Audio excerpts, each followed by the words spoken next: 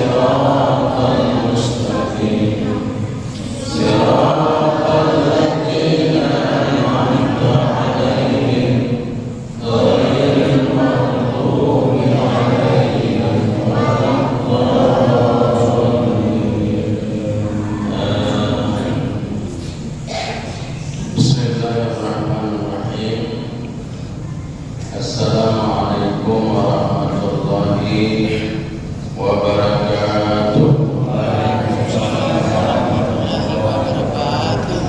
Alhamdulillah, alhamdulillahilladzi anzala al-Qur'an imaman wa hudan wa rahmatan lil mu'minin.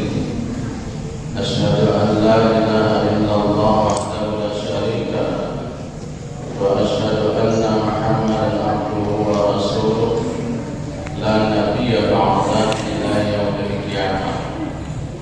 Allahumma shalli ala sayyidina Muhammad wa ala alihi wa sahbihi wa sallam. Wa qala Allah ta'ala fi kitabihil karim, a'udzu billahi minasy syaithanir rajim, bismillahir rahmanir rahim. Innal ladzina qalu rabbunallah tsumma istaqamu fala khaufun 'alaihim wa la hum yahzanun. Sadaqallahu. Jamaah pengajian yang mudah-mudahan senantiasa dirahmati Allah. Mari pertama sekali kita tidak lupa menyampaikan puji dan syukur kehadirat Allah, Tuhan kita yang Maha Besar, yang Maha Pemurah, Maha Pengasih lagi Maha Penyayang. Malam ini dengan izin Allah kita dapat bertemu, dapat berjumpa dalam keadaan sehat walafiat. Mudah-mudahan langkah kita, kehadiran kita semuanya dinilai menjadi satu amal ibadah. Amin. Ya Allah, ya Rabbal Alamin. Kemudian tak lupa selawat berkirim salam keharibaan junjungan kita, panutan kita, orang yang paling sangat kita cintai, Nabi besar Muhammad sallallahu alaihi wasallam.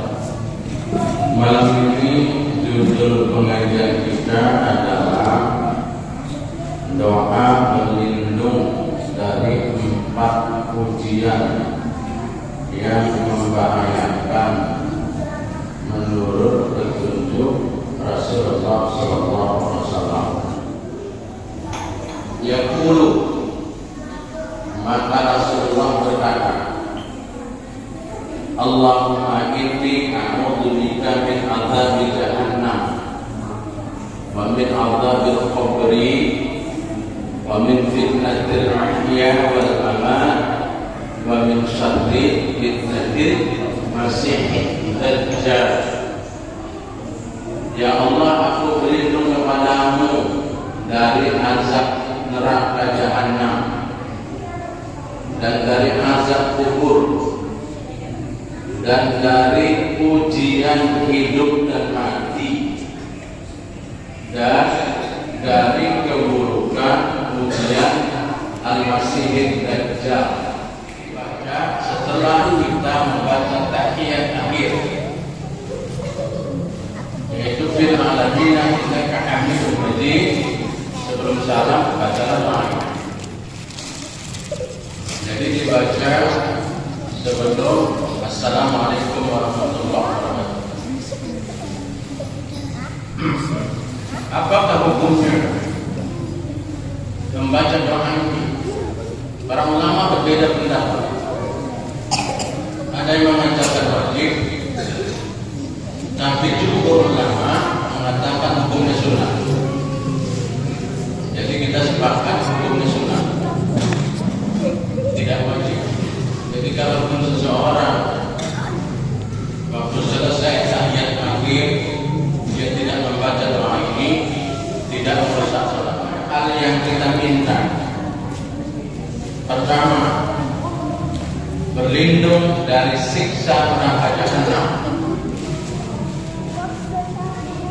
Neraka adalah bagian yang harus kita yakini kebenarannya, yaitu merupakan rukun iman yang kelima, percaya kepada hari kiamat. Dan nanti pada hari kiamat ada surga, ada neraka. Dan salah satu nama neraka yang populer adalah neraka jahanam. Itu populer di kalangan kita, terkenal neraka jahanam. Ya, ada neraka Babel, ada neraka Sahab. Ya, yang dikenal neraka jahanam. Berapa lama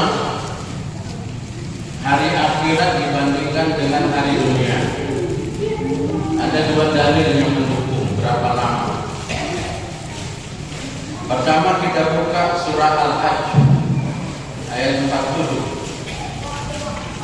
Karena hari akhirat berbeda dengan hari dunia.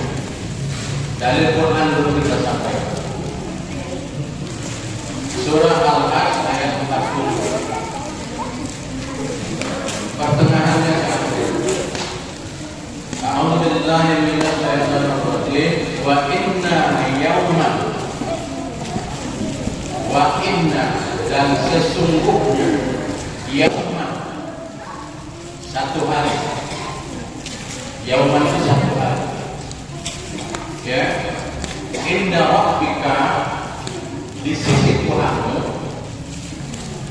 artinya hari akhirat. Di sisi Tuhanmu ka'alfi sanatin, 1000 tahun. Alfin itu 1000, sanat itu sanatin tahun. 1000 tahun mimma tahun dulu, dibandingkan dengan perhitunganmu, perhitungan kita manusia. Jadi kalau ada orang yang masuk neraka satu hari saja, itu berarti sama dengan 1000 tahun dunia. Dalilnya Quran, dalil hadis. Hadis Nabi menjelaskan, yadkhulul fuqara wal mu'minin al-jannah. Orang-orang yang beriman, orang beriman, saleh, taat, patuh, menjalankan dosa Allah, miskin. Ya, qabla aghniyai, akan masuk surga dulu dibandingkan dengan orang kaya, walaupun dia beriman, taat, patuh, dan rajin ibadah serta suka bersedekah. Apa sebabnya? Karena banyak yang diperiksa. Karena harta, pertanyaan dua, dari mana dan kemana. Makin berharta orang, makin lama masuk surga. Berapa lama? Binisbi yaumin, setengah hari. Jadi orang miskin masuk surga itu setengah hari dibandingkan dengan orang kaya. Berapa lama setengah hari itu? 500 tahun.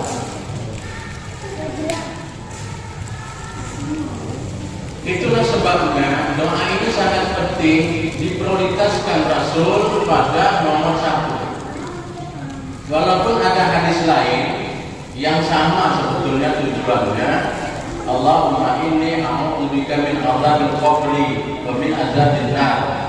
Situ aja berbeda. Tetapi tujuannya sama. Ya, nggak ada masalah. Kemudian amalkan setelah yang penting dibaca. Dua-dua benar, riwayat hadis juga benar. Ya. Oleh karena itu ada satu doa. Nanti doa ini dibaca supaya terhindar dari neraka jahanam. Surah Al-Furqan ayat 65. Surah Al-Furqan ayat 65. Doanya pendek. A'udzubillahi minasyaitonir rajim. Walladzina yaquluna, dan mereka dan orang-orang yang berdoa, Rabbana srif anna adzab jahannam. Ya Tuhan kami, jauhkanlah azab jahannam dari kami. Dan minta sampai di situ aja cukup doa. Rabbana srif anna adzab jahannam. Jauhkan kami dari neraka jahanam. Satu ketika Rasulullah berjalan bersama sahabat, terdengar suara jatuh, gemuruh. Lalu Rasul bertanya kepada sahabat, tahukah kalian suara apa itu? Maka sahabat berkata, Allah wa Rasuluh a'lam. Allah dan Rasul yang tahu, kami tidak tahu. Kata Rasul, itulah batu yang dijatuhkan ke neraka jahanam 70 tahun baru nyampe. Dengan keterangan ini, saya pikir kita nggak nekat berbuat dosa. Ya, berat ada di sana. Maka minta ibadah yang bagus, jaga keimanan kita. Siapapun kan nggak lepas dari hukum Allah.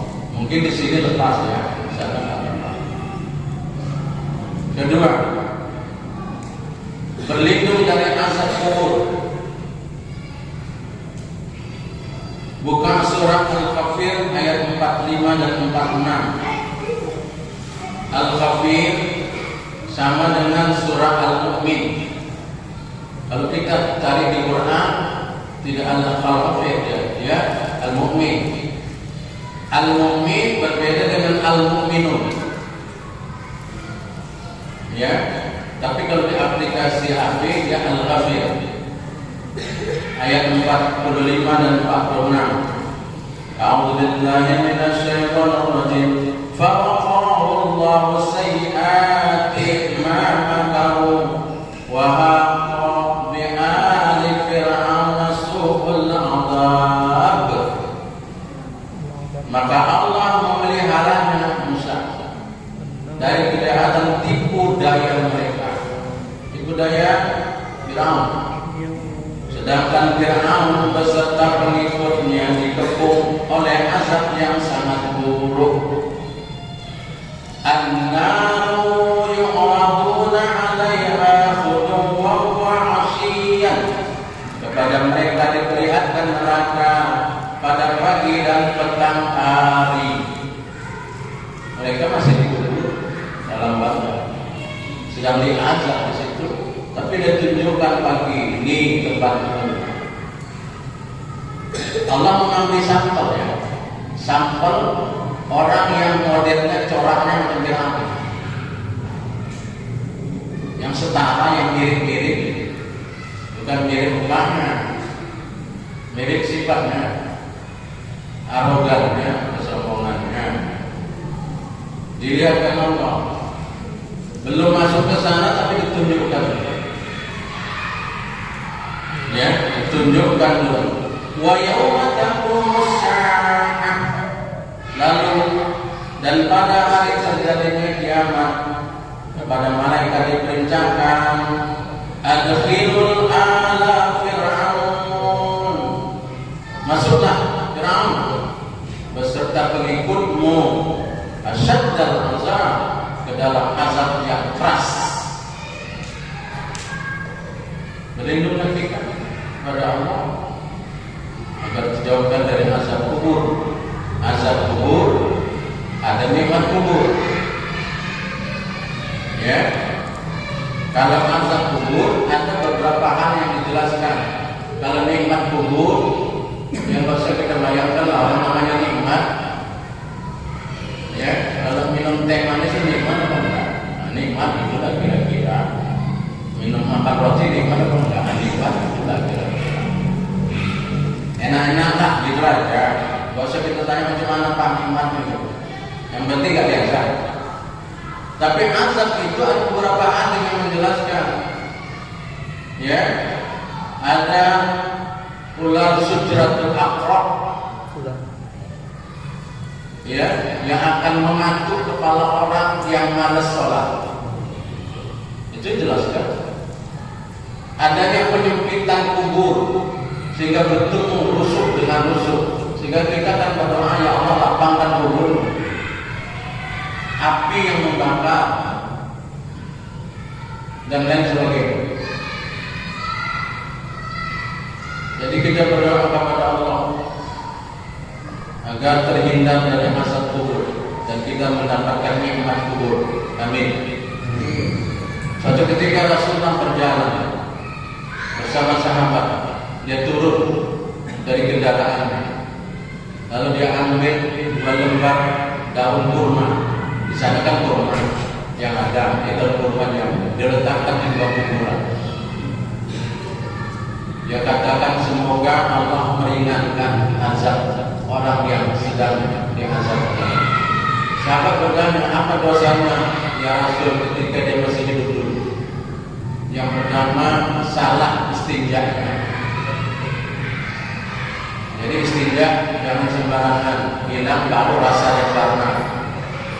Kalau masih terasa, hilangkan lagi lah. Ya maka kita buang air kecil juga disuruh berdereng-dereng. Jadi di dalam Islam buang air kecil dan buang air besar yang benar jongkok, itulah sehat. Tidak sistem sekarang Pak, ada sebagian kita temukan duduk itu jauh di bumi. Islam jongkok dan tidak boleh menghadap ke kiblat. Tidak boleh menghadap ke kiblat. Dari macam manapun kita terdesaknya, carilah air atau benda lain untuk bisa membersihkan najis itu. Jangan dibalik-balik motor angkot, ya dibalik-balik pohon, dibalik-balik dinding. Memang kecil, jangan anggap sepi, tapi itulah yang diajarkan. Yang kedua, dosanya adalah kenapa diazab di kubur, suka mengadu domba. Cerita sini sampaikan sana, cerita sana sampaikan sini. Senang dia kalau orang berkelahi berantem, nggak akur.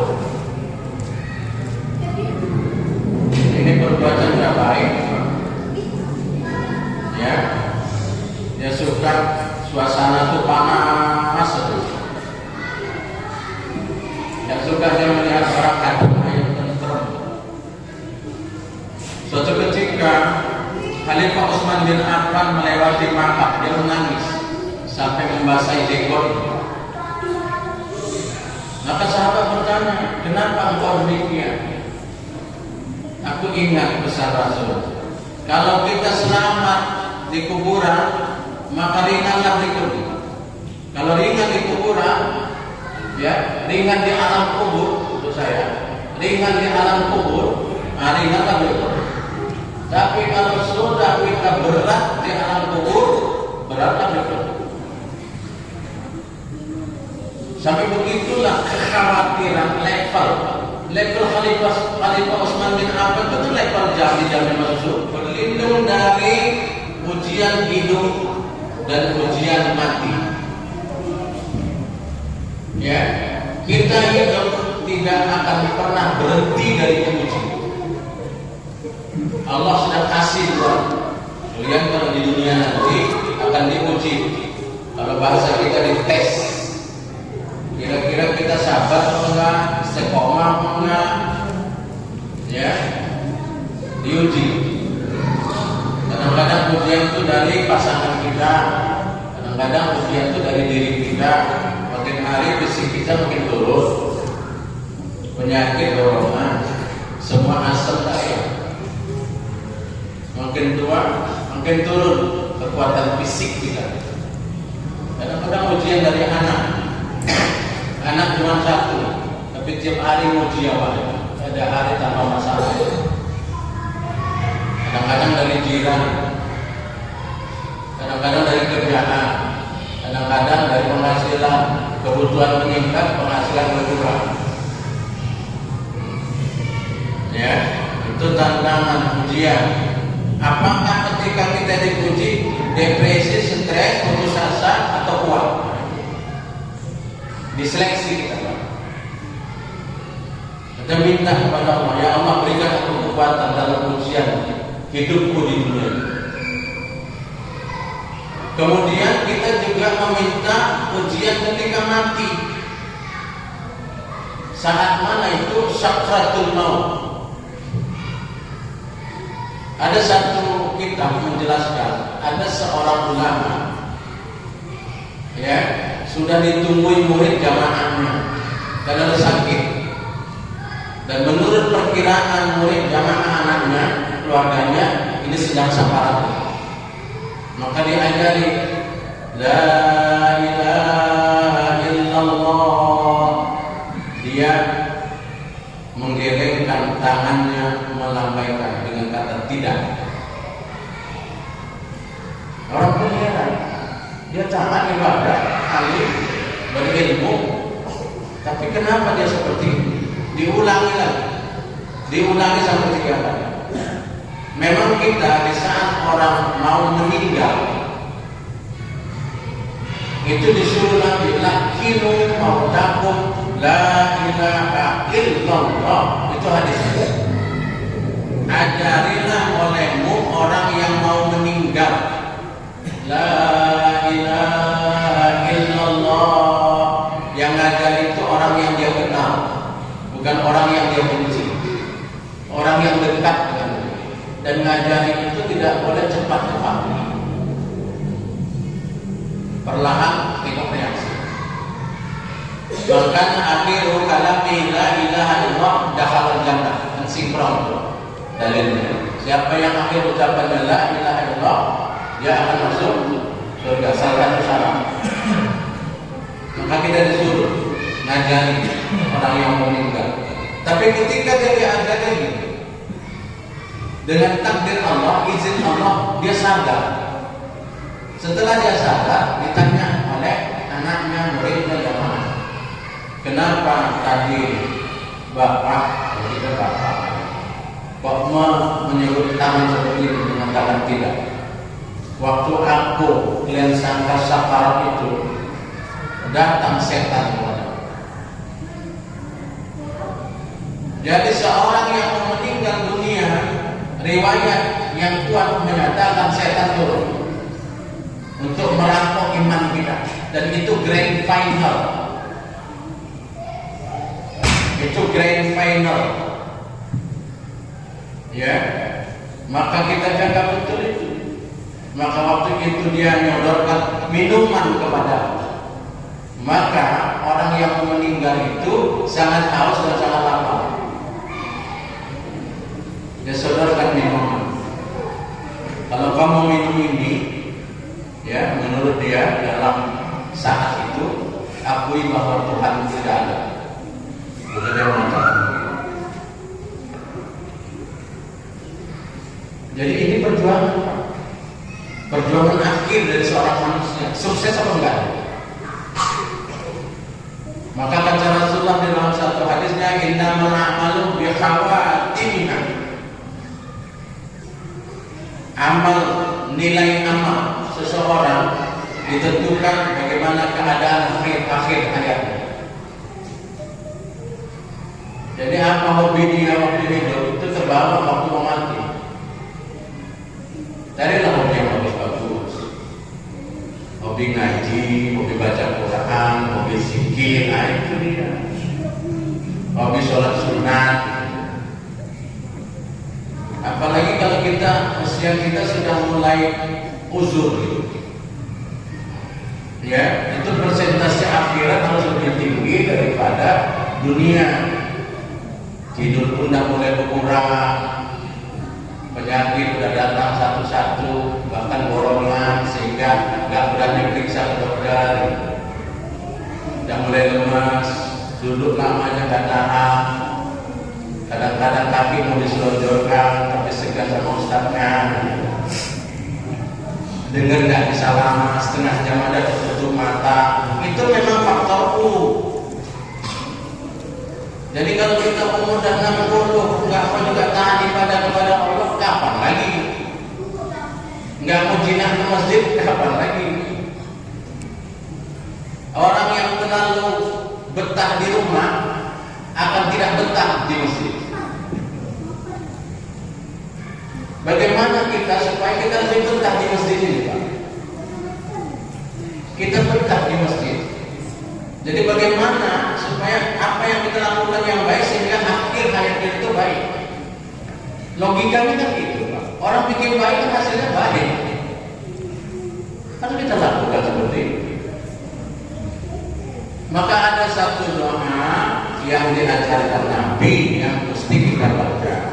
Tadi saya doanya kan yang pertama saya kasih doanya Al-Furqan.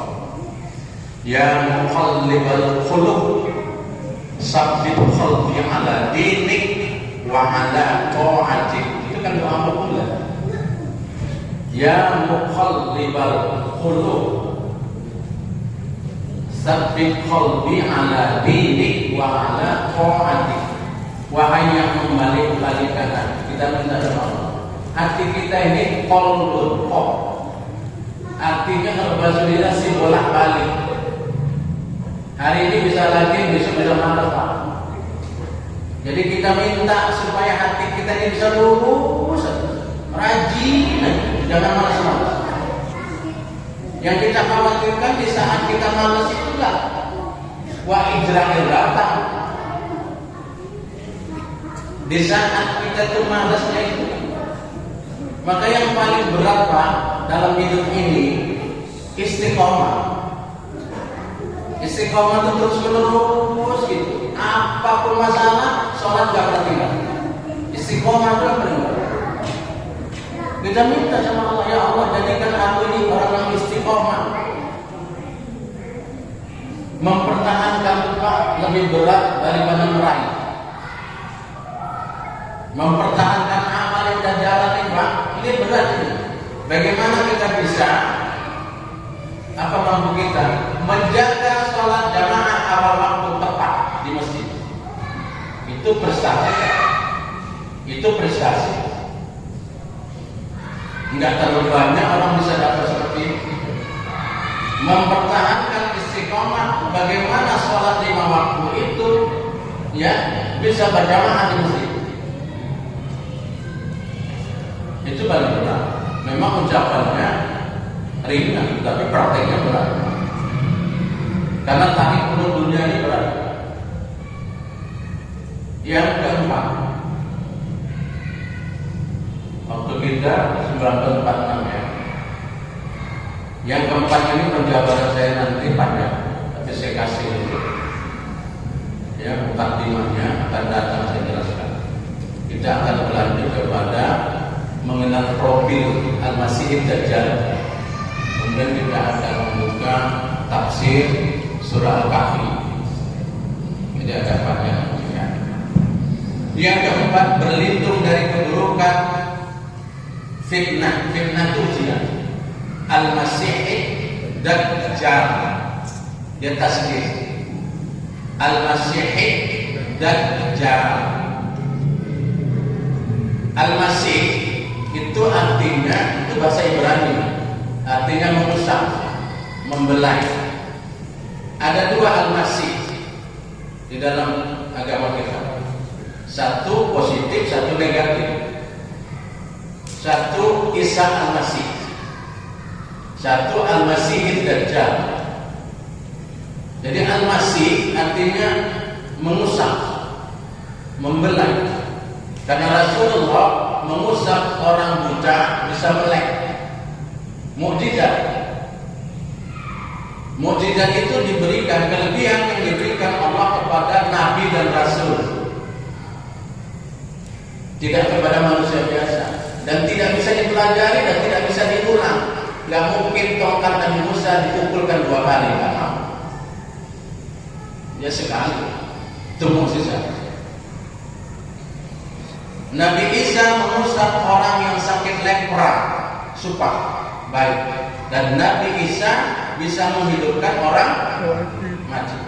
Dajjal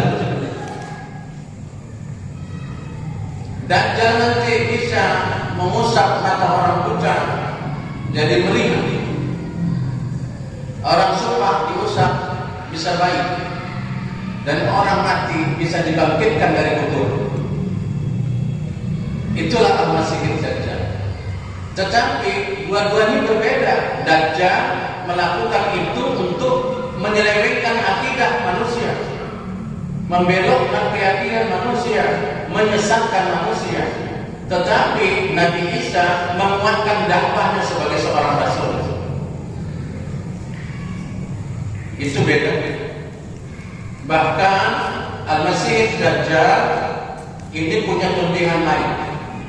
Nanti akan kita jelaskan. Ada 2 hadis Nabi yang akan saya baca. 1. Ma baina khalqi Adam ila qiyamis sa'ah khalqun akbaru min Dajjal. Tidak ada satupun makhluk sejak Adam diciptakan sampai dunia kiamat, ya, yang fitnah cobaannya lebih besar dari Dajjal. Lebih besar dari Dajjal. Kalau dicari ujian, nggak ada yang bisa nyaingi Dajjal. Ujian yang paling berat. Karena orang kalau ketemu Dajjal nanti, kalau Dajjal keluar, langsung murtad. Langsung murtad. Ya.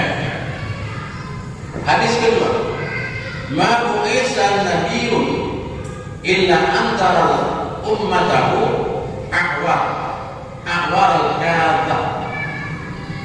Kata Rasulullah, tidaklah Nabi itu diutus, semua Nabi diutus mengingatkan kaumnya akan bahaya mata satu yang berdusta. Ahwar. Jadi Dajjal itu matanya Pak satu buta, sebelah kanan, bukan matanya di sini. Itu kreatif seniman kan? Ya, bukan di situ. Ya, dan dia berdusta. Ketahuilah bahwasanya Dajjal itu buta sebelah. Wa inna rabbakum laisa a'war, sedangkan Tuhanmu tidak buta. Karena Dajjal nanti mengaku dirinya Tuhan.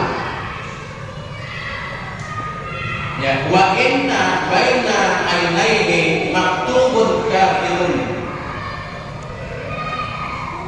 Di antara matanya ada tulisan kafirun, kafir. Ada yang menyebut di kening,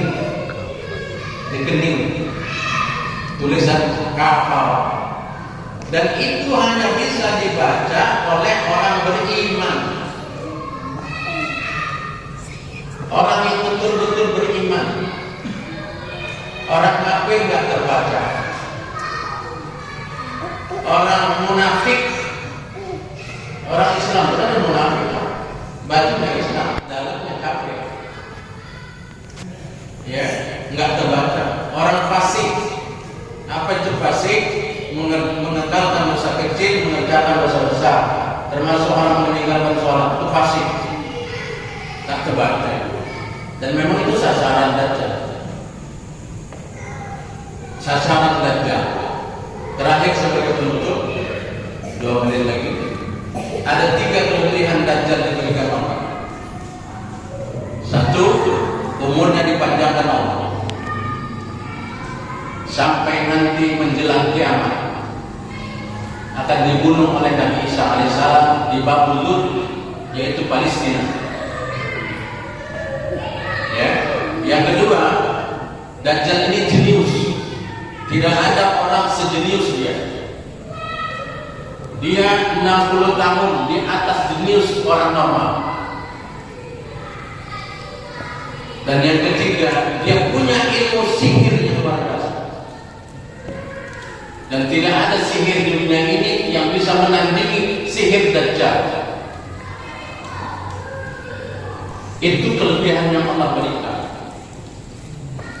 Maka insya Allah akan datang, kita akan lanjutkan. Tetapi jangan tidak hadir, karena ini gantung sambungannya akan datang tentang Dajjal dan bagaimana upaya kita supaya terhindar dari fitnah Dajjal. Ada 6 amalan. Insya Allah kita akan jelaskan pada pertemuan kita yang akan datang. Assalamualaikum warahmatullahi wabarakatuh. Waalaikumsalam.